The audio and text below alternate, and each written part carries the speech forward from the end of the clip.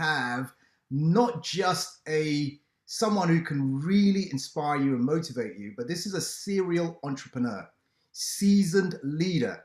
But above all, he's a great marketing strategist and a sales developer. So we're going to be talking all things sales, all things marketing, and making more money through business. So his name is Jon Tsourakis. And Jon, welcome. Welcome to the Business Success Show. Thank you for having me, Mac. It's a pleasure to be here. You're most welcome. So you're based out of St. Petersburg, Florida, right? That's correct. Yeah. Fantastic. Well, thank you for coming onto the show here. So let's kick off here. Jon, tell us a little bit about your entrepreneurial journey. I'm always fascinated as to how people got to what they're doing now. But what was the journey? There's always a backstory. Yeah. So my father was a small time home builder. There was a small construction company. My brothers and I worked for him. And when I wanted to go to college at the time, I was in my late teens, and we got into an argument about something, and he fired me in front of a group of people, and that was a big turning. Yeah, my own father. Yeah, made an example of me, right? And I was going to school at the time with another guy that gave me a job that was in the marketing services industry. And I always knew that I wanted to own my own business. And it became really corporate there at one time. And I decided to quit and start my own thing in the pit of the recession. And I think when things get rough, that's the best state for real entrepreneurs, because you get to see, like, no matter what, you're going to make it and you're going to figure it out. And here we are today. And that was in 2008, 2009 that I decided to do that. And yeah, it's been a hell of a journey so far. Fantastic. And what led you into the marketing and sales space, as well as developing teams for companies and such? Yeah. So I was getting a business degree, and marketing seemed like it was the sexiest at the time. So that was a part of it. But also the job that I got when I was working for my friend, it was a marketing company. It was marketing focused, and I realized I was pretty good at it.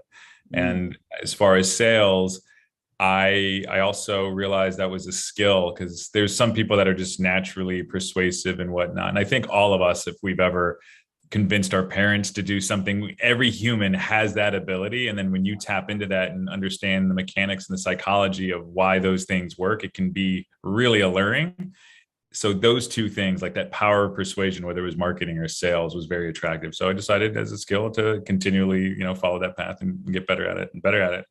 And yeah, so at that company, was responsible for rolling out healthcare campaigns, and then eventually like retail stores, and then decided to have a more digital focus when I started my agency in 2009.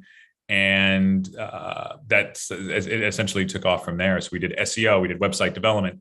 In doing that, I had sales skills before and had some great sales mentors. But when you're an entrepreneur and you're selling for yourself, and it's whether you're going to eat tonight or not, there's a completely different dynamic that takes place. And I remember selling my first logo to this guy. I had to drive like an hour and a half to meet him. I meet him in a trailer park.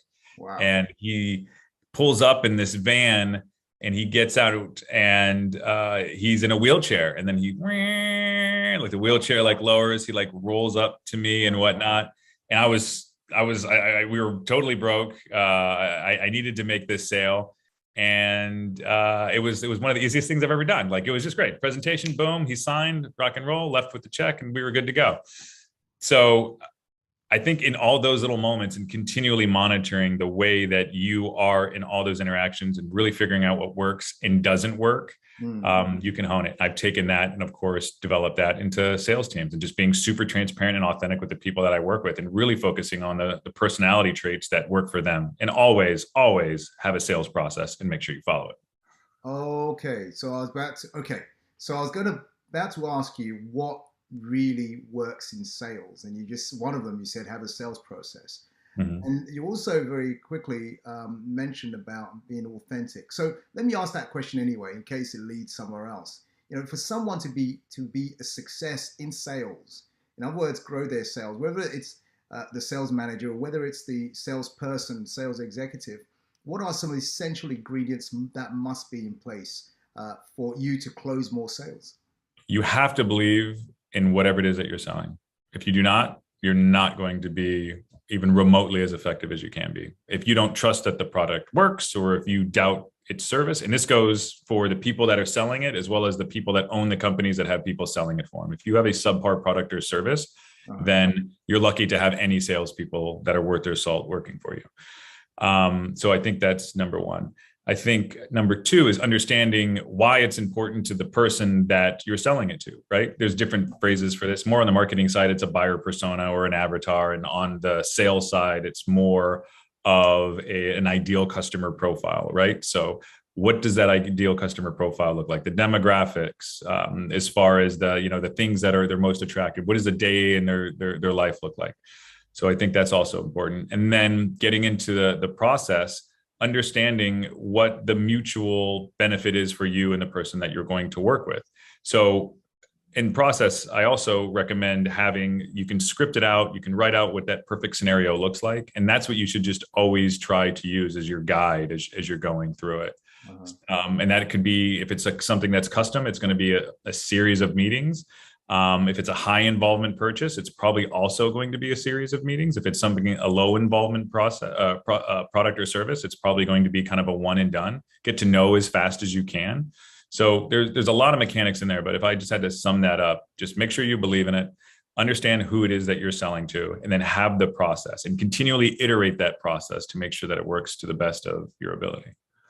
Okay, so establish your sales process, keep refining it, and make sure it works. Okay, I get it. So if I was going to ask you, what are some of the best sales techniques this year? Is there such a thing? For sure. Yeah, absolutely. Honesty is one. So being completely honest and direct. Transparency, that's something that I love seeing. Anonymity is being removed from the internet, and there's more transparency in sales. I highly recommend that. And as far as like sales techniques, cold outreach is still there. So that's still something that is effective, and it's a numbers game, but there's hyper personalization. So I think that works. And we're talking about like biz dev there. And then there's something that never gets old is just having offers that people can't refuse, right? So if you do pricing strategies that just really make sense based on the value and just really hyping up the value, then you can close, whether you're trying to sell something that's in the athletic space, whether you're trying to sell beauty care products, or whether you're trying to sell website development. If the value is there and they see that they're getting, potentially a discount, whether you're offering a discount or not, the probability of you selling that is going to be substantially high. Wow. Okay. Very good. I love that. So let me ask you this, that why do people buy? If you have a summation on that, then great. Because often I say to people, yep, if they come and they're ready to buy from you, great, it's an easier sale. For sure. If you're going after them, chasing them down, trying to close them down, that's hard work, right? So why do they buy, and should you be focused on that? Yeah, so it's being at the right place at the right time, right? So you're fulfilling a need or a want, right? So we do a lot of B2B in the businesses that I own, and there's something that potentially, whether it's a commodity or whatnot, that they need, but it's going to be dependent upon what differentiates you between those other people. So why people buy, it's a lot of it's psychological, right? So for instance, in the B2B space, if it's not typically somebody else's money, unless you're selling to small businesses. So what are they doing there? They're just trying to protect themselves, because if they hire you and they make the mistake, they're going to lose their job. It's not them losing their money. So that's something that you have to be really cognizant of. So they need to look good, right? Now, if it's a business owner, let's say it's like an HVAC company or heating and air conditioning, they're going to hire you. They want to get more leads, or they want a new website. Okay, well, it's their money, so they want to get as much value out of that as they possibly can. Kind of back to that value conversation. If you're in the luxury space and you're selling sunglasses, or you're selling designer clothing, that also goes into, all right, somebody wants to look good, they want to feel good. How can you make them display what their best self potentially looks like? So you just really got to dig in, depending on what you're selling, and figure out what is that psychological hook that is going to make them essentially give you the gold for whatever it is that you have to offer, because it's that power dynamic that you just really have to understand. So you're going to have to go a little bit out of your way to make sure that you meet that. I love that answer. Fantastic answer. Thank you for that, Jon. Jon, what are some of the top companies doing right now to accelerate or rapidly grow their businesses? So when it comes to it's definitely it's sales and marketing process that meets whatever it is that they're delivering, right? So as far as on the sales and marketing side, hyper personalization. So you can, for instance, if we're going to just take like email or any other form of marketing, the more personalized it is, the better. So there's some AI technologies that are starting to embrace. I can't really necessarily recommend any that, but I mean there are a lot that we're seeing in the next couple of years are going to be really that have a lot of impact. So kind of like mass personalization. And when I mean mass, normally somebody would, let's say, send out, something to 10,000 people. You're going to send it out to, 200 or 300, and you get wildly effective, more effective numbers than potentially the 10,000. So there's that. And then you have more on the process side. So let's say whether it's something that's custom and more fitting, whether it's somebody buying protein that's online and it comes in, it has their name on it, where it's like, oh wow, it's like, absolutely, it's just, this is my special blend for me, right? So we're getting these other sales and marketing things that are getting into the delivery side of those products. And then when it's service-based companies, it's having more of a united front when they bring on and onboard a client, so they actually feel special. Because at the end of the day, nobody goes home at night and says two things. They don't say, hey, I got too many compliments, and they said, you know what, they made me feel too special, right? So the more that companies do that, whether it's from their employees to their clients, the easier it is for them to grow, and it creates that unity. And of course, there's process, there's infrastructure, and there's all these things. But I think the thing that people miss the most are just those fundamental things. Just make people feel special. People are companies. Wow, I love that. Make people feel special. So that includes giving them great experiences, memorable experiences. And I love your analogy, well, not analogy, reality that someone receives something, it's got their name on it, and wow, this is from they did this for me. Fantastic. I love Yeah. that. Even promotional products. I give out a little fact here. Like, so if you're going to give out promotional products to your clients that just say your brand, you're selling yourself short. If you give out a promotional product that has your brand with their brand, they're way more likely to keep it. And it also shows that you went a little bit above and beyond. And you can even do this with stickers. You could just get a sticker for them, like 50 cents, right? And then whatever it is, your squishy ball or your mug, and then you put their sticker on it. They're like, oh, because it shows that you care about them. You like them. They're special. You did something a little bit more than the next guy or gal.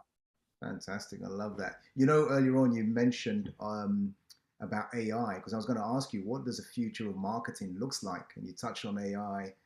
You started giving some of these examples. Is there anything else in terms of the future of marketing over the next 2, 3, 4, 5 years? For sure, yeah. So a lot of the manual things that I just hate to say that you're just kind of the entry level and junior level people start on are gonna, continually be cut out. But even there's other strategic things. There's fantastic tools out there that help write good copy, right? There's a number of tools that do that, especially when it comes into the ad space. There's a lot of AI that's happening there that's telling you which ads are performing the best. These are the changes that you should make. So I think there's going to be a continual leveling up. And I know everybody worries about their job, but I think it's a cool time because technology is not going anywhere. More companies are going to be out there. More companies are going to be marketing, but it also shows a need for more consultancy, more people that are thinking strategic, that aren't lazy and complacent in what they're doing and just continually trying to up their game. So anybody that's potentially listening that's in fear of that, or their employees, what I recommend telling them is just get better at whatever it is that you do, and you'll always be in a safer position. Get better. Yeah, I totally agree with that. That's a great thing to have. So, Jon, thank you. What are some of the best strategies? Let's talk business development, business growth for small businesses specifically. I know you work with companies of all sizes in the marketing space, but for someone listening in, watching this particular show, thinking, yeah, Jon, it all sounds fantastic, but it's only me. I've got a couple of staff, and you want me to do AI? I can't. I'm just trying to get on. I'm trying to get by. What what recommendation or tips do you give to that person? They know they have to do marketing. It's important for them to get their sales process right.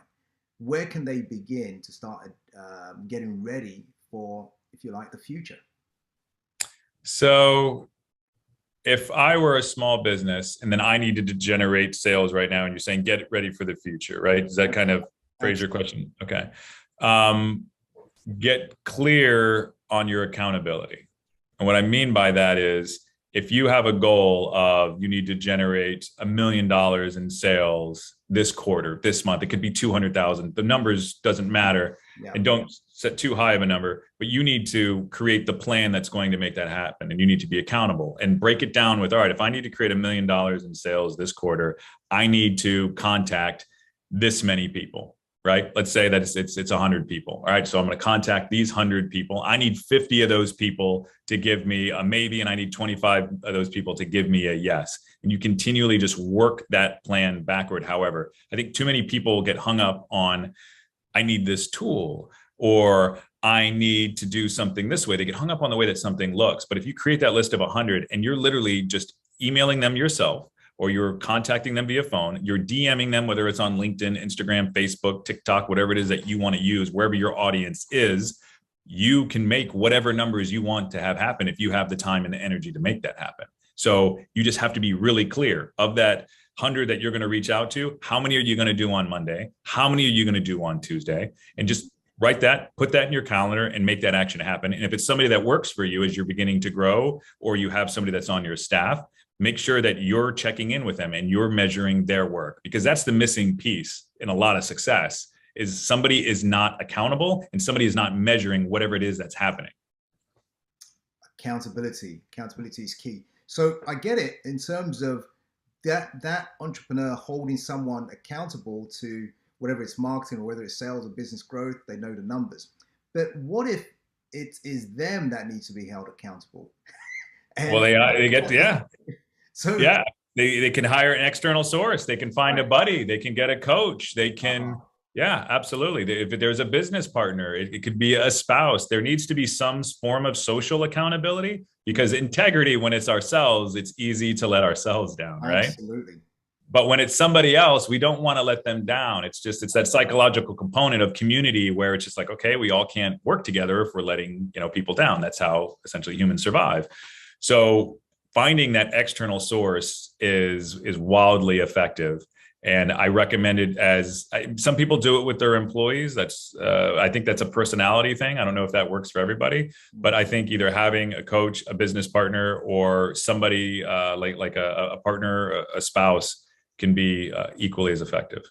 Absolutely. You heard it from Jon. It wasn't from me. He said, get yourself a business coach. He said, get yourself a business coach, get yourself a buddy, get someone to hold you accountable. And that's one of the big challenges we have with some business owners that come to us. And you said it right there.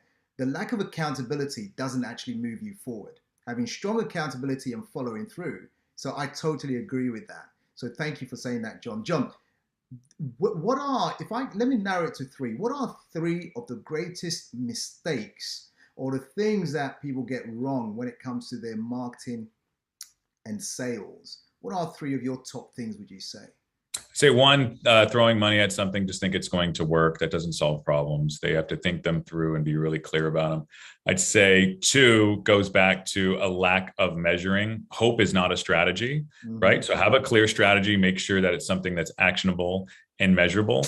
And I think the other is not enough perspective. And what I mean by that is going back to the accountability piece, or not having a peer group or a board, somebody that's going to challenge your ideas and say, hey, I think you should look at it from this angle. There's something that's missing, right? Because it's the blind spots in a lot of what we do that are the big killers.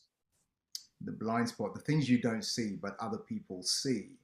Absolutely. Yeah. More perspective, more eyes on it. Got it. Excellent. That's fantastic. So, Jon, can you explain, because you work with various companies and you've helped them to grow or double or whatever. What can you briefly describe your process? How do you go about doing that? What's the process? So anyone listening in thinking, hey, I'd love to catch up with Jon because I need this, so they don't know what you actually do, because you're a man full of knowledge around marketing, sales, business growth, building your team, getting the most out of your team, getting people to perform, right? So I know in 30 minutes we can't cover everything, but if you can just elaborate on that, that would be great. Yeah, thanks. So if a company comes to us, we want to do a deep dive discovery. We want to research whatever it is that they want to achieve, right? Because it comes down to what is your goal and get really clear on that one thing that they want to have happen. And of course, there's going to be other objectives that surround that. And there might be multiple goals, but what's that one big one that they want to achieve? And then based on that, we're going to do a discovery. And then that discovery is a strategy. And that discovery, we're uncovering a lot of things. And in that strategy, we're researching and getting down to that really strategic statement of what is going to happen. And then in that, laying out that plan. That plan can be anywhere from 12 months to 3 years. And also being cognizant that things move fast. Let's make sure that it's flexible enough based on whatever happens that we can adapt and change however necessary. So, and then from that, with my marketing and development company, what we do is we put the systems in place to make that strategy happen. And that is, we typically is driving more sales, or it's getting more attention to something, or it's developing a specific software or product. And we have the team that can deploy that. And it is full capacity, because we can also pull in other partners when necessary. And that's also something I mentioned to other companies, is just don't work with a company that only tries to fit you into their box. Make sure that they're going to pull on the other partners necessary to achieve whatever it is that you want to achieve. So to sum up the answer to that, somebody comes to us, we do deep dive research, we develop a strategy, and we create a marketing plan that's actionable. And we're pretty good at hitting those numbers. And we've had a pretty good run so far. And I'm very grateful and thankful we've come this far. But I can't wait to see where we're going. Awesome, good for you. You know, I love the explanation. Thanks for that. It's very clear, starting from the discovery and the strategy, and getting clear before that with their goals. So you know, so everything's aligned and it's congruent. So you can tell. Yeah. Now, for those people listening in, because I think one of the things you have is the ability to get the most out of people in terms of performance. Talk a little bit about that, whether it is finding top performers, or whether it's just the people you have and getting the best out of them. What method do you use, or which angle do you come from? I think it's a bit of both. Finding everybody wants the best, but is everybody willing to pay for the best? Right. So we continually attract fantastic talent. We're always looking for the best people to work with us, but we're also a training company too. And I think most companies should be, because you're building your internal knowledge, and then it's also building loyalty among your employees, which is very important if you're going to do great things. So we have a training methodology that does that internally. The other thing too, I would add, is getting clear on what it is that your employees want. Because if you understand what it is that they want, they understand what the company wants, you can align those things. And some people will just tie in the core values, the mission, and the vision. But I think it's very important to make sure you understand what motivates the people that work for you. And that's how you can build really strong teams. And I think to that, also not being absent, being in their world, checking in with them, doing one-on-ones, actually giving a damn about them is very important. And they have to see that. It has to be authentic. And if it's not, maybe you're not fit for that role, and maybe you should just go sell something on your own, and you can own your own small company. But if you want to grow a team, you have to have a love for your people. Be a better leader, love your people, understand what they're going through, go into their world. I love it. Okay, very good. We're on the same pages there. Now, one of the unique abilities you have is taking chaos and complex things and simplifying them. Where did that ability come from? Is it something you just always had, or you came to a realization sometime thinking, why are they complicating it? It just needs to be A, B, C. Yeah. So I didn't realize it until I worked for that other, pretty much that other company after my father fired me. Was that a blessing, by the way? Oh, it was, absolutely. Yeah. Super thankful that he did that. Yeah, we have a great relationship today. So So I realized it when I went to work for this other company because there was no training. They just threw me to the wolves, and there was all this stuff that was just like all over the place. There was nothing aligned, nothing made sense. It was akin to, instead of turning the handle to open a door, you would smash your head through it until you got through, was some of the processes. So I just started going through and simplifying, and realizing that in doing that, I actually had a knack for it, and I've done that ever since. And I think, in its basic way, I think it's brutally simple. Whatever you want to have happen, you just work that backward in the best possible way. And it also pays dividends when you get others to reflect on whatever your plan is, and not being afraid to look stupid. Because I think that's the other thing too that gets in the way. People are like, oh, that's going to be a dumb question, or, oh, what if I did that? When you remove that fear entirely, and amazing things happen. You don't care about your image, and you can really get to the best results. Yeah, you might look stupid. Yeah, who cares what they think? You're not looking for their confidence. You're looking for the best solution, and you'll get there, and you get better and better and better at it. And I love what you just said there. And I often say something similar. It's not about you. It's about the people you are there to serve. It's not about, like this video we're doing here. This is not about us. It's the people who need your help, Jon. It's the people who may want to speak with me. That unless we do this, how do they know we exist? So some people, I don't want to do a podcast. I don't want to do a live. I don't want to send out an email because it might open. Don't focus on that. Don't focus on you. Focus on them. Give them what they want, and if they want it, they'll come and knock on your door. So I love that. Thank you there, Jon. Yeah, Hey, absolutely. hey, Jon. So those people listening in or watching, and they want to connect with you or contact you, what's the easiest way for them to do that? Best is LinkedIn. Yeah. Yeah. Just look me up, Jon, Jon, last name Tsourakis, T as in Thomas, as in Sam, Ourakis, and I should appear. Yeah. Jon Tsourakis. I will put this. My team will put this up as well, so people can just click on it, click the link, and connect with you. So if you're listen very carefully, Jon. I want to say thank you. Thank you for being here. Thank you for really delivering some really great value in just a small space of time. And I'll say to those people watching or listening, connect with him. If anything he said made sense to you and you resonate with it, speak to him and see how he can help you do better marketing, develop your teams better, do better sales, have a better sales process, and above all, make more money and have a better lifestyle. He's there in St. Petersburg having fun on the beaches when he wants. You can do the same. Hey, Jon, any last words before we start wrapping up? No, thank you so much, Mac. It was a pleasure. Really appreciate the opportunity.